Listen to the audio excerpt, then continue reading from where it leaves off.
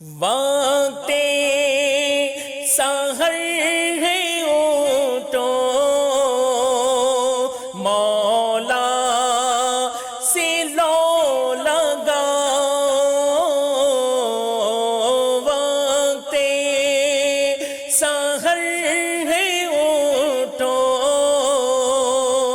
مولا سے لو لگاؤ،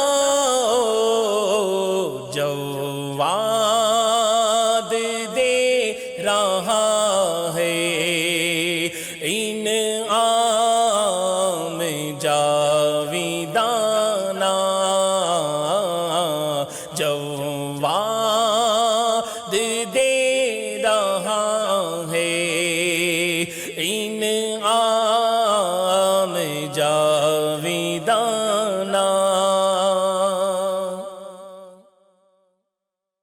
اعوذ باللہ من الشیطان الرجیم، بسم اللہ الرحمن الرحیم، الحمد للہ رب العالمین، والصلاة والسلام علی سید الانبیاء والمرسلین۔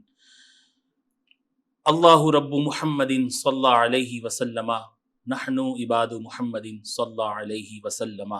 لاکھوں کروڑ ہا کروڑ درود و سلام سرور کائنات فخر موجودات محمد مجتبی احمد مصطفیٰ خاتم النبیین صلی اللہ تعالی علیہ وآلہ وسلم کی ذات پر انوار۔ وقت سحر ٹرانسمیشن میں ہمارے تمام ویورز کو ہم خوش آمدید کہتے ہیں۔ اللہ تبارک و تعالی ہمارا علم دین میم ٹی وی کے ذریعے سے گھر گھر پہنچانا قبول و منظور فرمائے اور اس کا بہترین اجر و ثواب عطا فرمائے۔ حضرت عبداللہ بن عمر رضی اللہ تعالی عنہما سے روایت ہے کہ رسول اللہ صلی اللہ تعالی علیہ وآلہ وسلم نے ارشاد فرمایا، اسلام کی بنیاد 5 چیزوں پر قائم کی گئی ہے۔ اول گواہی دینا کہ اللہ کے سوا کوئی معبود نہیں اور بے شک محمد صلی اللہ تعالی علیہ وآلہ وسلم اللہ کے سچے رسول ہیں، اور نماز قائم کرنا، زکوٰۃ ادا کرنا، حج ادا کرنا اور رمضان کے روزے رکھنا۔ پھر تو میرے ایمان کو توانائی عطا کر، برسوں نہیں صدیوں سے بیمار ہوں مولا۔ آج ہمارا جو موضوع ہے ایمان کی حفاظت، اور اس پر ہم نے ایک بار پھر گفتگو کرنے کے لیے عالم اسلام کے مشہور و معروف عالم دین حضرت علامہ ارشاد القادری دامت برکاتہم عالیہ کو دعوت دی ہے۔ حضرت ہمارے اسٹوڈیو میں موجود ہیں۔ حضرت السلام علیکم ورحمۃ اللہ وبرکاتہ۔ وعلیکم السلام ورحمۃ اللہ وبرکاتہ۔ کیسے ہیں حضرت؟ طبیعت؟ الحمدللہ رب العالمین۔ ماشاءاللہ۔ حضرت ایمان کس چیز کا نام ہے اور اس کی اہمیت اسلام میں کیسی ہے؟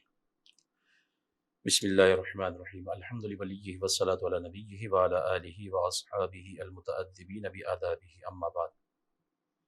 یہ شہادت گاہ الفت میں قدم رکھنا ہے، یہ شہادت گاہ الفت میں قدم رکھنا ہے، لوگ آسان سمجھتے ہیں مسلمان ہونا۔ اللہ اکبر۔ یہ راز کسی کو نہیں معلوم کہ مومن قاری نظر آتا ہے، حقیقت میں ہے قرآن۔ حمد و صلوات کے بعد شاہد بھائی، جو آپ نے سوال کیا کہ ایمان کی حقیقت کیا، ایمان کہتے کس کو ہے، ٹھیک ہے؟ یاد رکھیے گا، ایمان کی اگر ہم لغوی طور پر بحث کریں، پھر اس کی جو ہے شرعی بحث کریں، پھر قرآن و حدیث کے تناظر میں جو ہے اس کو مفہوم کو بیان کریں تو وقت بہت زیادہ درکار ہے۔ اختصاراً یہ بات دینے میں بٹھا لیجئے کہ اگر لغت میں اٹھا کر دیکھیں اسلام کا معنی، اس کا معنی سلامتی دینا، جی، یا سر کو جھکا دینا۔ ایمان کا معنی اٹھا کر دیکھیں کہ لغت کے اندر، ڈکشنری کے اندر، تو اس کا معنی آتا ہے امن میں ہونا یا امن دینا سامنے والے کو، ٹھیک ہے نا؟ تو یہاں پر پھر اصطلاحی تعریف کی طرف آتے ہیں۔ یہاں پر رک کر میں ایک بات آڈینس کو یہاں پر بیان کر دوں، جو سامعین ہیں، ناظرین ہیں، کہ آپ ذرا غور کیجئے کہ ایمان کے لفظ کے اندر، اس کے معنی اور مفہوم کے اندر ہی امن دینے کا مفہوم موجود ہے۔ جب اسلام کا معنی اور ایمان کا معنی ہی امن دینا ہے، سلامتی دینا ہے، صحیح نا، اور امن میں ہونا ہے، تو اب ایمان والوں کو یا اسلام والوں کو یا دین اسلام کو یا مذہب اسلام کو جو ہے دہشت گردی سے جوڑنا یہ بہت بڑا ظلم ہے، ٹھیک ہے؟ کیونکہ ایمان کا معنی ہی جو ہے امن دینا ہے، جی، جس کے معنی کے اندر ہی امن کا پیغام اور پیس کا پیغام موجود ہو، تو وہ مذہب، وہ دین، وہ شریعت جو ہے وہ کیسے دہشت گردی کی تعلیم دے سکتا ہے؟ بلکہ مسلمان تو خود پوری دنیا کے اندر اس وقت دہشت گردی کا شکار ہے۔ جی جی، اگر ہم دیکھتے ہیں اوور آل دیکھیں تو یہاں پر جو ہے یورپ اور امریکہ سکون کی نیند سو رہا ہے، لیکن جو دہشت گردی کا شکار ہے وہ ایمان والے ہی ہیں، اسلام والے بھی ہیں، کہ ان کی جتنے اسلامی ممالک ہیں آپ دیکھ لیجئے اس کے اندر جو ہے ایک جو ہے شرنگیزی اور جو ہے ایک شرارت اور فتنوں کا ایک دور رہا ہے، ٹھیک ہے نا۔ اصطلاحی تعریف کی طرف ہم آتے ہیں، شرعی تعریف کے ایمان کہتے کس کو ہے؟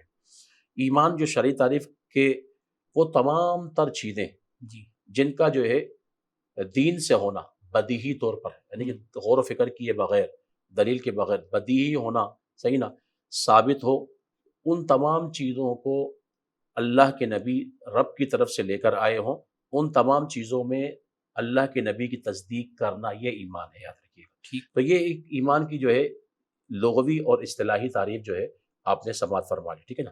اور سوال کا جو دوسرا جز آپ نے جو ہے پوچھا جی حضرت کہ اہمیت، ہاں ایمان کی اہمیت، یاد رکھیے کہ ایمان کی اہمیت اس قدر ہے، ایمان یعنی کہ عقائد و نظریات کے مجموعے کا یہ نام ہے، ایمان اسی کو کہا جاتا ہے کہ توحید و رسالت کی گواہی دینا، ٹھیک ہے، سمجھ والی بات یہ، جس طریقے سے آپ بچوں کو جو ہے ایمان مفصل پڑھاتے ہیں، جی آمنت باللہ و ملائکتہ و کتبہ و رسلہ، صحیح نا، تو یہ ساری کی ساری چیزیں جو ہے یہی ایمان انہی چیزوں کا مجموعے کا نام ہے، یعنی کہ عقائد و نظریات کو تسلیم کرنا، ماننا جو ہے، جاننا، یہ جو ہے ایمان کی حقیقت ہے۔ تو یاد رکھیے گا کہ قرآن آپ اٹھا کر دیکھ لیجیے، الحمد سے لے کر والناس تک پورا قرآن اٹھا کر دیکھ لیجیے، اللہ تبارک و تعالیٰ نے جب بھی جو ہے ایمان والوں کو خطاب کیا ہے تو عمل کے جو ہے مرتبے کو بعد میں بیان کیا ہے، ٹھیک ہے، پہلے ایمان کو بیان کیا ہے، یا ایھا الذین آمنوا وعملوا الصالحات، یا ایھا الذین آمنوا وعملوا الصالحات، یعنی کہ عمل کا درجہ جو ہے درجہ ثانیہ ہے، اور ایمان کا درجہ، عقائد و نظریات کا درجہ اولا ہے۔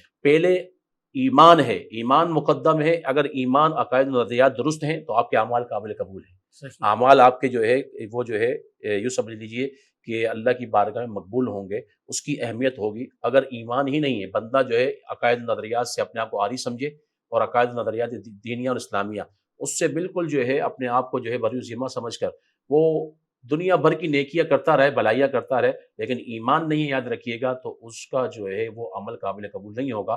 ایک مختصر سی بات یہاں پر کر دوں کہ ایک شخص جس کا انتقال ہو گیا، صحیح نا، مشکات کی حدیث مبارکہ امام بہقی نے شعب الایمان میں بھی اس حدیث کو روایت کی ہے کہ اس کے انتقال کے بعد جو ہے میرے آقا نے نماز جنازہ پڑھانے کی جو ہے یعنی کہ صحیح کی کہ اس کی نماز جنازہ ادا کی جائے۔ عمر فاروق اعظم آگے بڑھے اور اس کی کہ اللہ کے رسول اس کی نماز مت پڑھائیے، ٹھیک ہے نا، یہ شخص بہتر نہیں تھا۔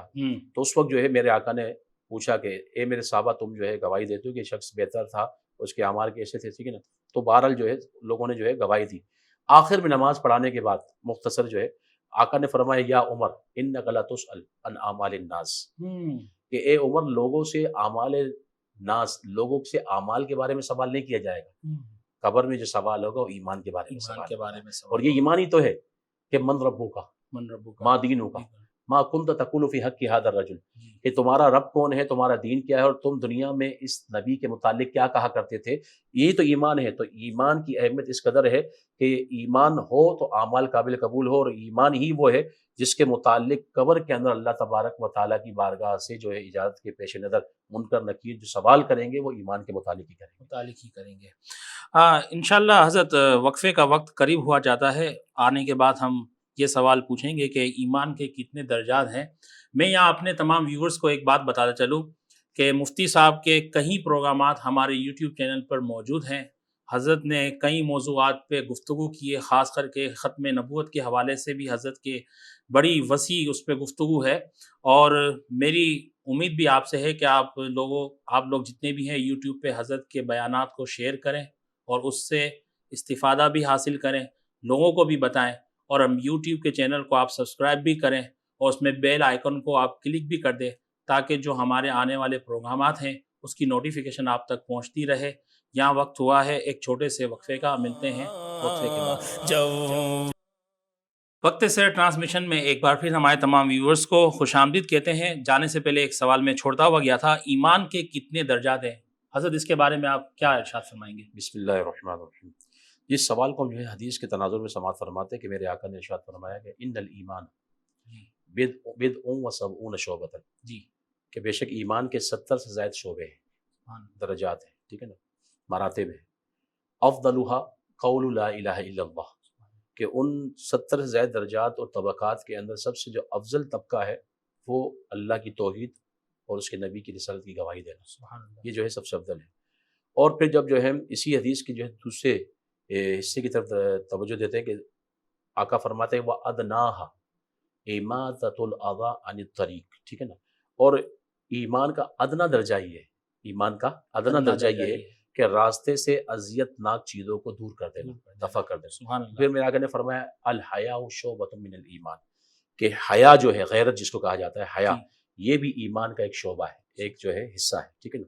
تو اس حدیث سے پتہ چلتا ہے کہ ایمان کی جو ہے کئی طبقات ہیں، اور سب سے بنیادی جو طبقہ ہے وہ اللہ کی توحید اور اس کی رسالت کی گواہی دینا، کیونکہ یہ نہیں ہوگا تو باقی جو جتنی چیزیں ہیں اس کا کوئی فائدہ نہیں ہوگا. اگر یہ چیز ہے، ایمان ہے، تو ایمان کے تعلق جو ہے یاد رکھیے گا پھر تمام چیزوں سے رہے گا، تو پھر جو ہے وہ اعمال جو ہے ایمان کی بنیاد پر وہ فائدہ مند ہوں گی.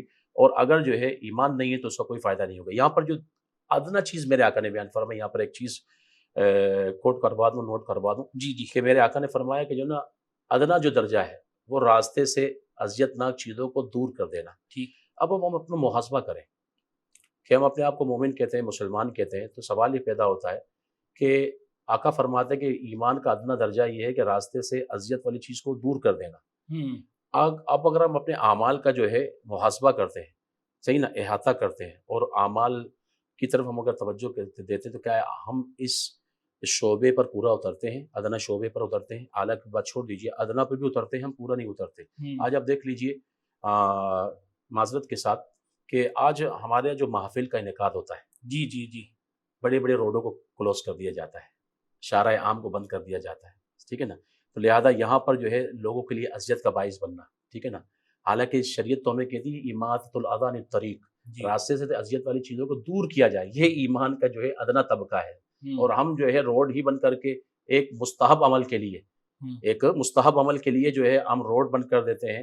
محفل نعت و بیان ایک مستحب عمل ہے، نہ فرائض اور واجبات کے درجے میں تو نہیں ہے. تو لہذا جو ہے اس قسم کے جو ہے معاملات سے جو ہے میں یہی کہوں گا کہ ہمارے جو لوگ ہیں جو اس قسم کے محافل کا انعقاد کرتے ہیں، یا تو وہ مسجد کا انتخاب کریں، یا گراؤنڈ کا انتخاب کریں، یا پھر جو پارکس وغیرہ ہیں ان کا انتخاب کریں، تاکہ جو ہے لوگوں کو آنے جانے میں اذیت نہ ہو. یہاں تک کہ فقہاء نے فرمایا کہ نماز جنازہ جو کہ فرض کفایہ فرض ہے، جی جی جی جی، وہ بھی اب شارع عام پر نہیں پڑھا سکتے، اس کو بھی پڑھانے کی ممانعت ہے، کیونکہ اس میں کیا ہے لوگوں کے حق کے مرور جو ہوتا ہے اس کی تلفی ہوگی، حق کے مرور تلف ہوگا. حالانکہ فقہ کے ابواب فقہ کی کتب اٹھا کر دیکھیں گے، اس میں باقاعدہ حق کے مرور کا ایک باب باندھا ہے کہ راستے سے گزرنے کا مسلمانوں کا حق ہے. اس پر اگر پابندی لگائے تو اس پر کس قسم کی جو وعیدیں ہیں، اس کے متعلق کیا کچھ احکام ہیں، اس کو جو ہے فقہاء نے اپنے اپنے مقامات پر شرح اور بس کے ساتھ بیان فرمایا ہے. ٹھیک. حضرت آپ نے ابھی یہاں پہ 70 درجات تو کم و بیش آپ نے بتایا کہ ایمان کے درجات ہیں، مگر اللہ اور اس کے رسول و قرآن کے احکامات نہ ماننا، کیا اس سے بھی ایمان میں کوئی فرق آتا ہے؟ بسم اللہ الرحمن. جی حضرت یہ شاہد بھائی سوال جو ہے اس کی دو جہتیں، دو اینگل. نہ ماننے سے کیا مراد ہے؟ اللہ اور اس کے رسول کے احکام کو نہ ماننا، جی ٹھیک ہے نا.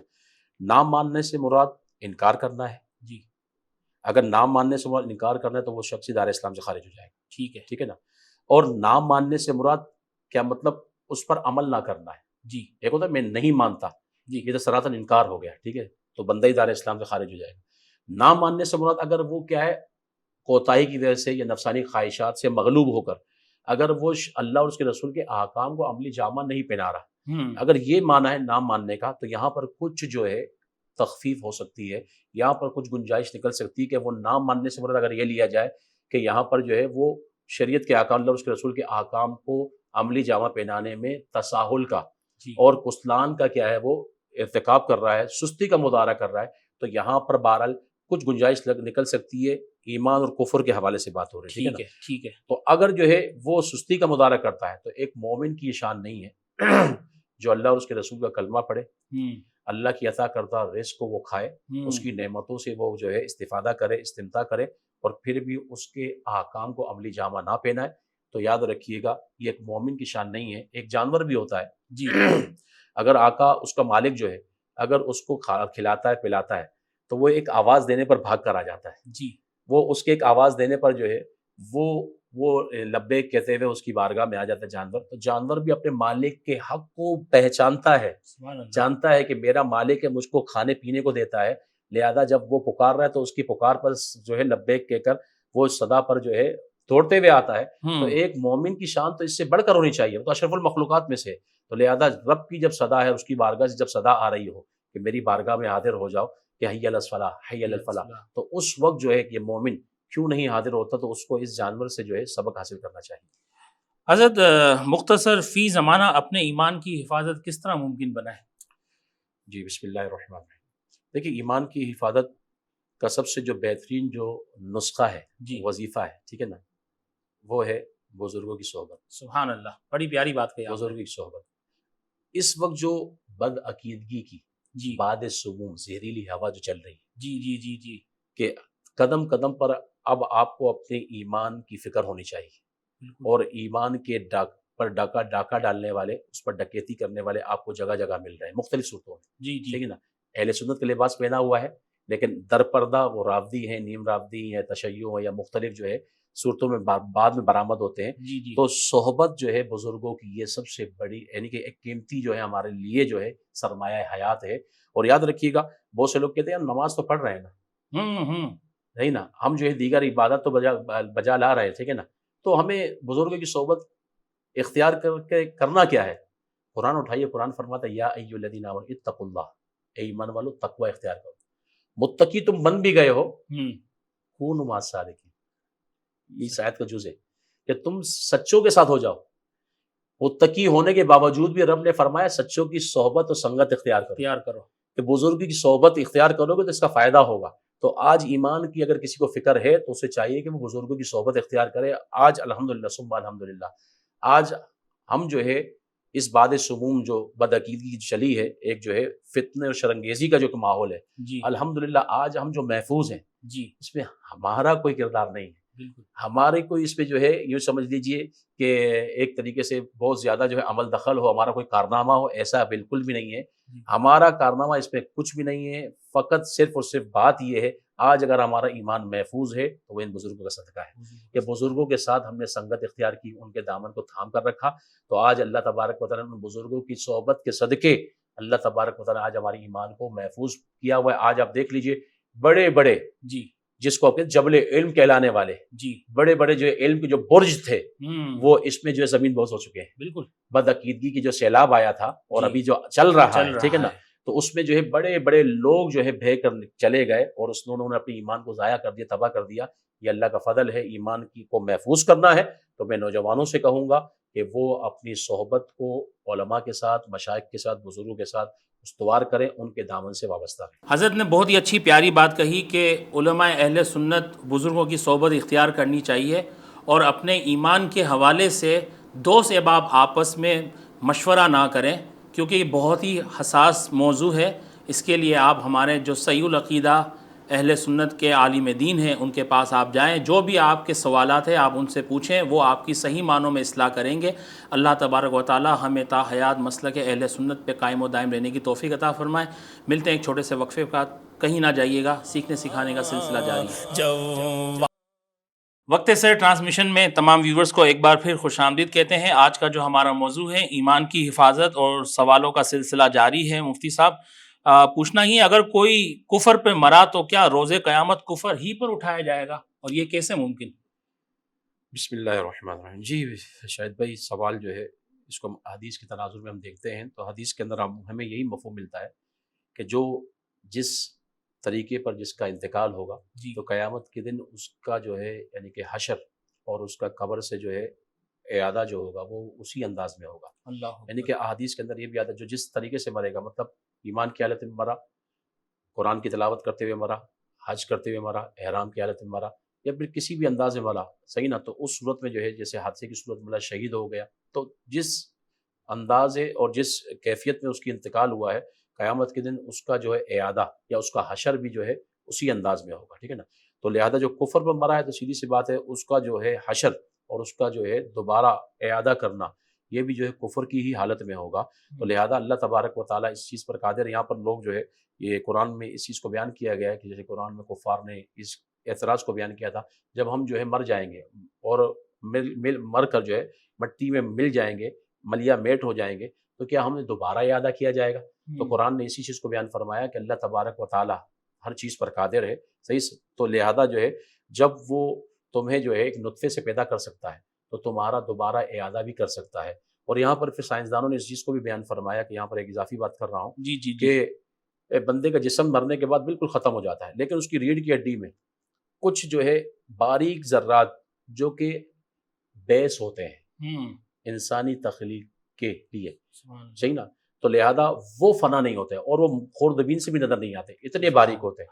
اللہ تبارک و تعالیٰ اسی مادے اور اسی خلیے پر پھر دوبارہ انسانی جسم کی تخلیق فرمائے. سبحان اللہ سبحان اللہ. حضور حدیث مبارکہ کے کچھ کم و بیش الفاظ اس طرح سے ہے کہ جب مومن رات کو سوئے گا تو صبح کو وہ کافر اٹھے گا، یا صبح کو وہ مومن ہے تو شام کو وہ کافر ہو جائے گا. اس حوالے سے حضرت کچھ روشنی ڈالیں. جی بسم اللہ الرحمن. جی جو حدیث آپ نے بیان، جس حدیث کا مفہوم آپ نے بیان کیا ہے، یہ حدیث مسلم شریف کی حدیث مبارکہ ہے جی کہ مومن جو ہے صبح کو مومن ہوگا اور شام کو کافر ہو جائے گا، اور شام کو مومن ہوگا صبح کو کافر ہو جائے گا. یہ واقعتاً جو ہے حدیث کے الفاظ ہیں، اور جو ہے اس سے پہلے جو ہے حدیث کا ایک جد ہے، اور اس حدیث کی یہ بیچ کے کلمات ہے، اس کے بعد بھی جو ہے کچھ کلمات حدیث موجود ہیں. جی میرے آقا نے امت کو آگاہ کرنے کے لیے، تنبیہ کرنے کے لیے ارشاد فرمایا کہ میں تم پر فتنوں کا نزول اس طرح دیکھ رہا ہوں جس طریقے سے بارش کے قطرے اترتے ہیں.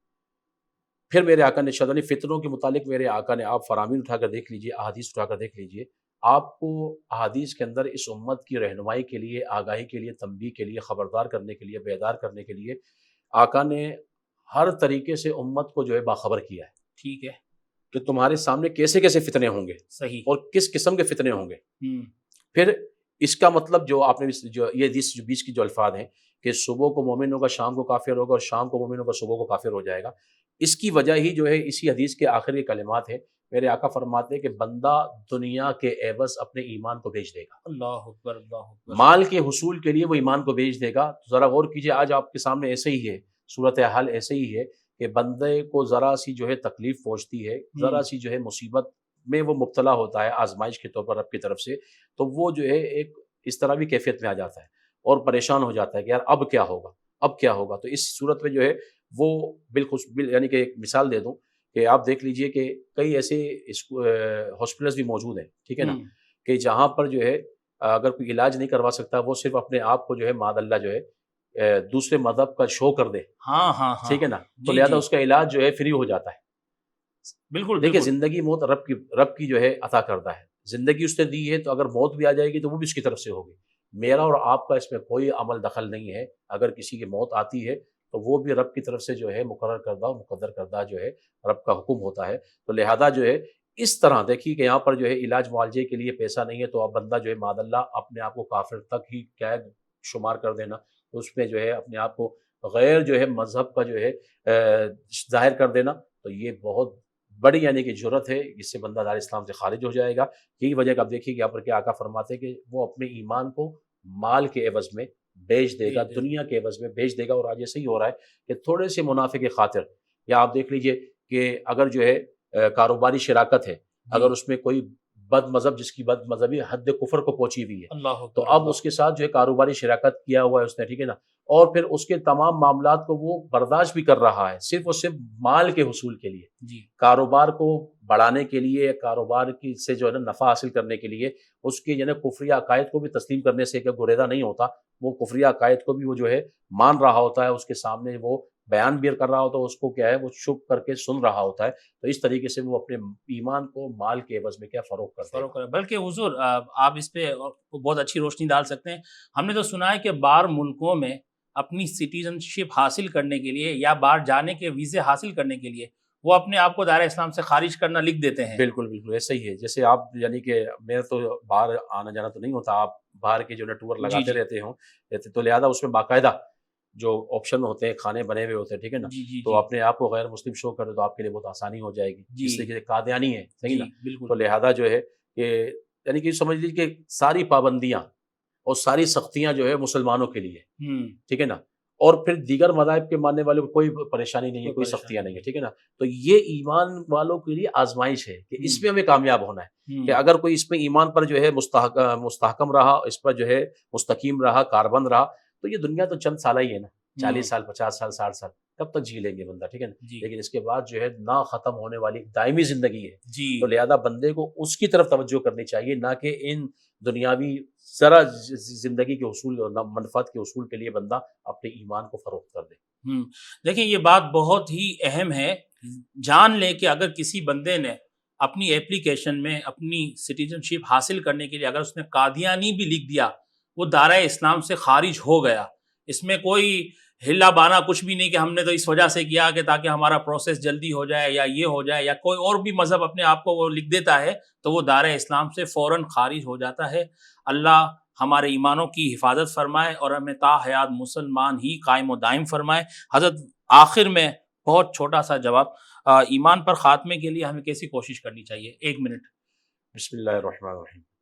دیکھیے ایمان پر خاتمے کے لیے سب سے اولین تو بندے کو یہ چاہیے کہ وہ ایمان کے حوالے سے ہمیں ہمیشہ فکر مند رہے، ٹھیک ہے کہ ہمارے ہاں جو ہے یاد رکھیے گا دنیا کی فکر سب کو ہوتی ہے، جی، لیکن فکر نہیں ہے تو ایمان کی فکر نہیں ہے۔ یعنی کہ ہم یہ سمجھتے ہیں کہ ہم نے کلمہ پڑھ لیا، بس کلمے کے تقاضے ہم نے پورے کر لیے۔ تو کلمہ پڑھنے کا مطلب یہ نہیں کہ صرف کلمہ جو ہے زبان سے کہہ لینے کا نام ہے، بلکہ کلمے کی کچھ تقاضے ہوتے ہیں، لا الہ الا اللہ اور محمد رسول اللہ، یہ جو کلمے کے 2 جز ہیں، تو اس کے کچھ تقاضے ہوتے ہیں، اور ان تقاضوں کو پر جب تک بندہ عمل درآمد نہیں کرے گا اس وقت تک یاد رکھیے گا وہ ایمان کے تقاضوں کو بھی پورا نہیں کر سکتا۔ تو یاد رکھیے گا ایمان کے تقاضوں کو پورا کرنے کے لیے ہر وقت اپنے ایمان کی فکر میں بندہ لگا رہے، اور جب رات کو سونے کے لیے بیٹھے تو پورے دن کے اعمال کا جو ہے محاسبہ کرے، وہ سوچے کہ یار کس جگہ پر مجھ سے کون سی غلطی ہوئی، یا میری زبان سے کون سے کلمہ نکل گیا جو کہ ایمان کے منافی تھا۔ تو سونے سے پہلے وہ تجدید ایمان کر کے سوئے، کیا پتا کہ یہ آخری جو ہے اس کی نیند ہو، پھر اس کی آنکھ جو ہے دوبارہ قبر میں کھلے، تو لہذا اس کی طرف جو ہے بہت زیادہ اس کو توجہ دینی چاہیے۔ بہت بہت شکریہ حضرت، آپ تشریف لائے۔ اللہ تبارک و تعالیٰ آپ کا آنا قبول منظور فرمائے، اور جو آپ کے توسل سے جو ہم نے دین اسلام سیکھا وہ ہمارے دلوں میں اور ذہنوں میں محفوظ ہو جائے۔ وقت سر ٹرانسمیشن کا یہاں پہ وقت اختتام پذیر ہوا چاہتا ہے۔ اپنے میزبان شاہد الحق نوری کو اجازت دیجیے، انشاءاللہ تعالیٰ اگلی دفعہ کسی اور موضوع پہ آپ سے پھر ملاقات ہوگی۔ السلام علیکم ورحمۃ اللہ وبرکاتہ۔ دیکھتے رہیے مین ٹی وی۔